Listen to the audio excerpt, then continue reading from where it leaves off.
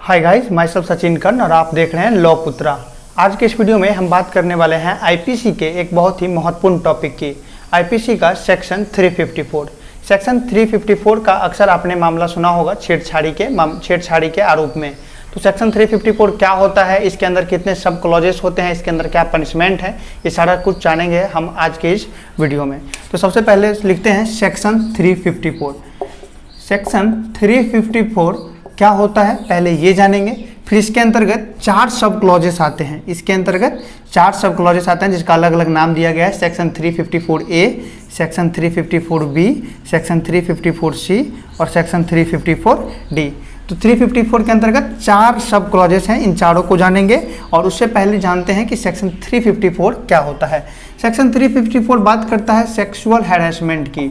Sexual harassment की बात करता है सेक्शन 354।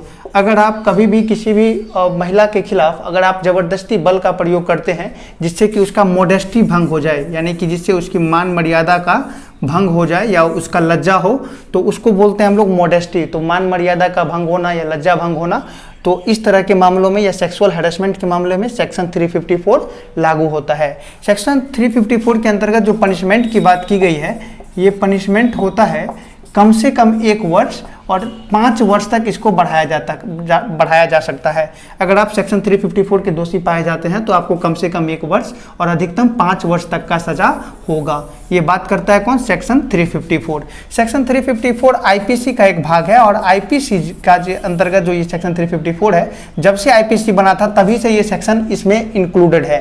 354 ध्यान से समझिएगा, 354 जब से आईपीसी बना है तब से इसके अंदर है। लेकिन बाद में आपने दामनी केस का नाम सुना होगा। दामनी केस के बाद ये हुआ कि सेक्शन 354 में कुछ संशोधन किया गया। 354 में कुछ संशोधन किया गया और सरकार को ये लगा कि इसके अंतर्गत और भी कुछ एक बातें आनी चाहिए। फिर इसके अंतर्गत बहुत सारी बातों को जोड़ा गया, जिसमें से आता है सब clause A, sub clause B, sub clause C और सब क्लॉज डी। इसमें 354 के अंतर्गत जो ये मोडेस्टी भंग होना, किसी महिला का लज्जा भंग होना, उसके खिलाफ जो आपराधिक बल का प्रयोग करना या फिर उसके खिलाफ जो सेक्सुअल हैरेसमेंट का जो मामला है, इसको और विस्तार से बताया गया है, जिसको अभी हम लोग समझने वाले हैं। तो 354 के अंतर्गत पनिशमेंट 1 से 5 साल, मामला है मोडेस्टी भंग होने का, किसी भी वुमेन्स का, सेक्सुअल हैरेसमेंट का। और फिर बाद में इसका संशोधन करके इसमें 4 सब क्लॉजेस भी जोड़े गए हैं और इन चारों सब क्लॉजेस में क्या है, ये सारी चीजें हम लोग अभी जानते हैं। अब बात करते हैं सेक्शन 354A की। सेक्शन 354A के भी 4 भाग हैं, 1, 2, 3 और 4। 354 के 4 भाग, फिर A के भी 4 भाग हैं। इन चारों भाग में क्या बताया गया है, इसको हम लोग बारी बारी से समझेंगे। सबसे पहले ये है कि 354 में है कि अगर आप किसी भी इंटेंशनली मतलब जानबूझ करके अगर आप किसी भी महिला को गलत इरादे से अगर आप टच करते हैं, गलत इरादे से अगर आप किसी महिला को टच करते हैं, वो भी जानबूझ करके, तो ये सेक्शन 354A के अंतर्गत क्राइम होगा। समझ आ रहा है आपको? 354A के अंतर्गत क्राइम होगा कब? जब आप इंटेंशनली किसी महिला को गलत इरादे के साथ टच करते हैं तो। ठीक है। सेक्शन 354A का सब क्लॉज 2 क्या है कि यदि आप किसी भी महिला के साथ सेक्स के लिए कहते हैं, अगर आप इस चीज़ के लिए किसी को कहते हैं या, तो फिर ये क्या हो जाएगा, ये हो जाएगा सेक्शन 354 सब क्लॉज A का पार्ट 2 के अंतर्गत ये क्या हो जाएगा, क्राइम हो जाएगा। फिर पार्ट 3 आता है अगर आप किसी भी महिला को उसके मर्जी के खिलाफ पोर्नोग्राफी दिखाते हैं, मतलब कोई ऐसा फोटो, कोई अभद्र फोटो या अभद्र वीडियो या अभद्र आवाज़, अभद्र ऑडियो सुनाते हैं, तो ये भी पोर्नोग्राफी के अंतर्गत आ जाता है और ये सेक्शन 354A के अंतर्गत क्राइम होगा। फिर आता है सेक्शन 354A का पार्ट 4। इस पार्ट 4 में बात किया गया है अगर आप अभद्र टिप्पणी करते हैं, मतलब कमेंट, कोई अगर आप गलत कमेंट करते हैं किसी भी महिला के खिलाफ, तो ये भी आईपीसी के सेक्शन 354A के अंतर्गत क्राइम है और इसके लिए आपको सजा दिया जा सकता है। इन चारों मामले में आपको सजा 1 वर्ष कम से कम और अधिकतम 3 वर्ष तक के लिए सजा आपको दिया जा सकता है। सेक्शन 354A जो है ये कॉग्निजिबल ऑफेंस है। कॉग्निजिबल ऑफेंस का मतलब होता है, इसमें सबसे पहले लिख देते हैं कॉग्निजिबल। 354A जो है ये कॉग्निजिबल ऑफेंस है। कॉग्निजिबल ऑफेंस का मतलब ये होता है कि अगर आप इस मामले में दोषी पाए जाते हैं तो सिर्फ कंप्लेन के आधार पर ही आपकी गिरफ्तारी हो जाएगी। आपकी गिरफ्तारी से पहले वारंट की ज़रूरत नहीं पड़ेगी। ये होता है कॉग्निजिबल। हालांकि ये बेलेबल ऑफेंस है, इसमें आपको बेल मिल सकता है, बेल मिल जाएगा आपको, ये बेलेबल ऑफेंस है, लेकिन संज्ञेय अपराध के अंतर्गत इसको रखा गया है। तो ये था 354A। 354 अगर आपको ए समझ में आ गया हो तो बात करते हैं हम लोग 354B की। तो अब बात करते हैं सेक्शन 354B की। सेक्शन 354 में बताया गया है कि अगर कोई व्यक्ति किसी महिला के खिलाफ ऐसे आपराधिक बल का प्रयोग करता है, किसी ऐसे फोर्स का प्रयोग करता है जिसकी वजह से वो उसको कपड़े उतारने के लिए उकसा रहा हो, या फिर उसको कपड़ा उतारने का कोशिश कर रहा हो, या फिर गलत इरादे से अगर उसने किसी लेडी के कपड़े को टच भी अगर कर दिया हो, भले उसने पूरा नहीं उतारा हो, अगर उसने टच भी कर दिया हो, तो भी वो सेक्शन 354B के अंतर्गत दोषी माना जाएगा। मतलब अगर आप अपने बल के साथ, आपराधिक बल के साथ किसी भी लेडी के साथ अगर उसके कपड़े के साथ छेड़छाड़ करते हैं या उतारने की कोशिश करते हैं या टच भी करते हैं, तो वो सेक्शन 354B के अंतर्गत दोषी पाया जाएगा। और इसके लिए जो सज़ा का प्रावधान किया गया है, ये कम से कम है 3 वर्ष का। पनिशमेंट जो है इसके लिए ये कम से कम है 3 वर्ष का और ज़्यादा से ज़्यादा है 7 साल का। मतलब कम से कम 3 वर्ष का सज़ा होगा और ज़्यादा से ज़्यादा 7 वर्ष का सज़ा होगा। विशेष परिस्थिति में इस सज़ा को बढ़ाया भी जा सकता है। इस बात को यहाँ पे ध्यान रखिएगा। अगर कोर्ट ऑफ लॉ को ये लगे कि नहीं इसे सज़ा और बढ़ाया जा सकता है, तो इसमें सज़ा बढ़ाया भी जा सकता है। अच्छा, पिछली बार जो हमने अभी बात किया था 354A का, अभी हमने बात किया B का, इन दोनों में हमने पनिशमेंट का बात किया है। साथ ही साथ फाइन भी लग सकता है, ऊपर से आपको आर्थिक दंड भी दिया जा सकता है। आर्थिक दंड ऊपर से भी दिया जा सकता है, या फिर पनिशमेंट दिया जाएगा और कोर्ट को लगे कि फाइन का भी ज़रूरत है तो ऊपर से आपको फाइन भी कर दिया जा सकता है। ठीक है, ये दोनों बातें आपको समझ में आ गया 354A 354B। अब बात करते हैं 354C की। 354C बात करता है कि यदि कोई व्यक्ति किसी लेडी के प्राइवेट एक्टिविटी, कोई ऐसा प्राइवेट एक्टिविटी हो, उसका मतलब कोई ऐसा जगह जहाँ पे लेडी ये महसूस करे कि वहाँ पे उसको उसके सिवा और कोई नहीं देख रहा हो, और वहाँ से अगर कोई व्यक्ति इस पे नज़र रखे, लेडी पे अगर कोई व्यक्ति गलत इरादे से नज़र रखे, या फिर इसकी फ़ोटो खींचे, या फिर कोई फ़ोटो खींचे, या फिर कोई वीडियो बनाए, तो इस प्रकार के मामलों में कोई प्राइवेट एक्ट करते हुए अगर आप फोटो खींच रहे हैं, या फिर आप देख रहे हैं, या फिर आप ताक झांक कर रहे हैं, कुल मिलाकर के समझिए, तो इस मामले में आपको सेक्शन 354C के अंतर्गत आपको दोषी माना जाएगा। इसमें जो सज़ा का प्रावधान किया गया है, ये 2 पार्ट में आपके ऊपर दोष साबित हो जाता है, तो इस मामले में जो आपको पनिशमेंट की बात की गई है, वो अगर आप ये अपराध पहली बार कर रहे हैं तो इसके लिए आपको जो पनिशमेंट मिलेगा वो 1 वर्ष से लेकर के 3 वर्ष तक का जेल हो सकता है।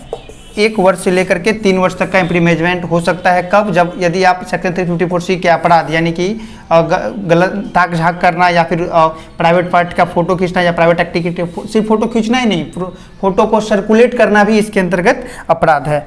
तो ये पनिशमेंट आपको 1 से 3 वर्ष तक के लिए हो सकता है। यदि आपने इस अपराध को दोबारा किया है, यानी कि ऑलरेडी आपको इस मामले में 1 बार सजा हो चुका है और आप फिर से इस अपराध को कर लेते हैं, तो ऐसी परिस्थिति में आपको सजा 7 वर्ष तक के लिए बढ़ाया जा सकता है।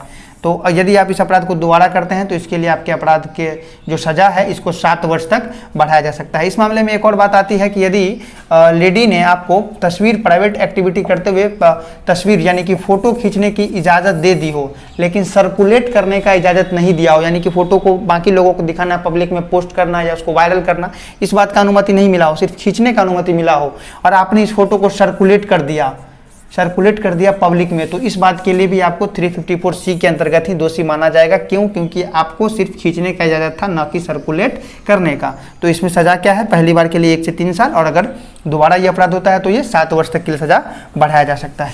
354C, 354B और 354A आपने अच्छी तरह से समझ लिया। अब बात करते हैं 354D की।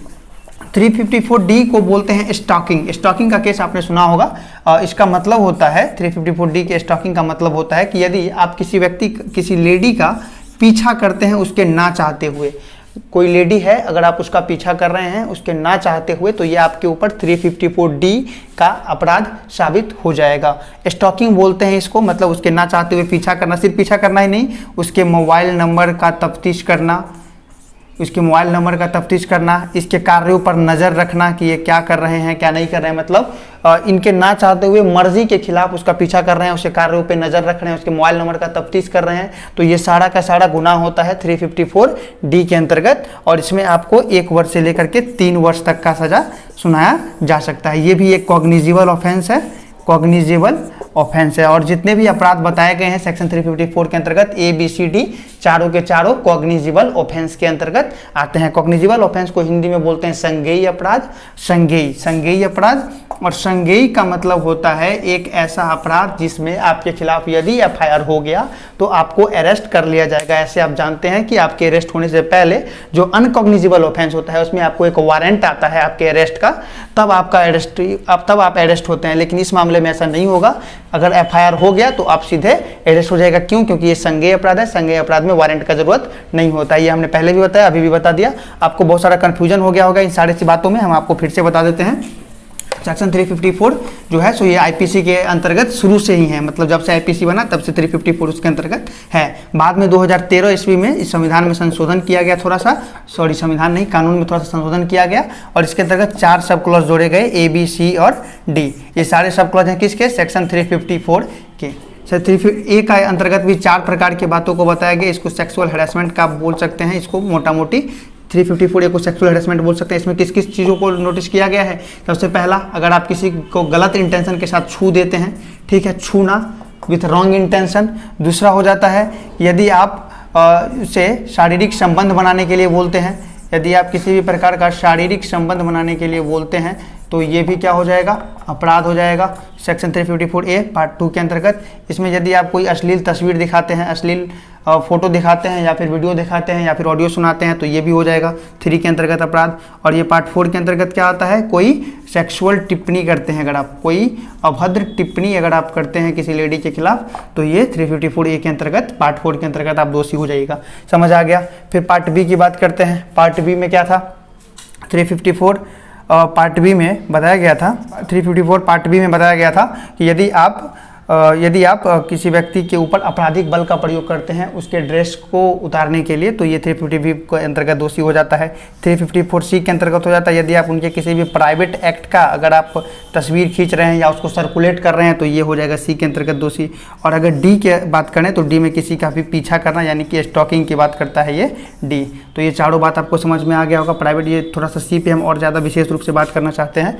354C के अंतर्गत जितने भी व्हाट्सएप ग्रुप होते हैं या जो व्हाट्सएप है, फेसबुक है, इन सारे के अंतर्गत यदि आप किसी व्यक्ति के बार बार उसके डीपी को चेक कर रहे हैं उसके मर्जी के खिलाफ और अगर आप उस फोटो को आप स्क्रीनशॉट करके या फिर फोटो डाउनलोड करके अपने पास रख रहे हैं या फिर उसको सर्कुलेट कर रहे हैं तो ये भी 354C के अंतर्गत अपराध माना जाएगा। तो ये सारी बातें थी सेक्शन 354C और ABCD चारों बात आप समझ गए हैं। आई होप आपको ये बात अच्छे से समझ आया होगा। बने रहिए हमारे साथ लॉ पुत्रा के साथ। Thank you guys.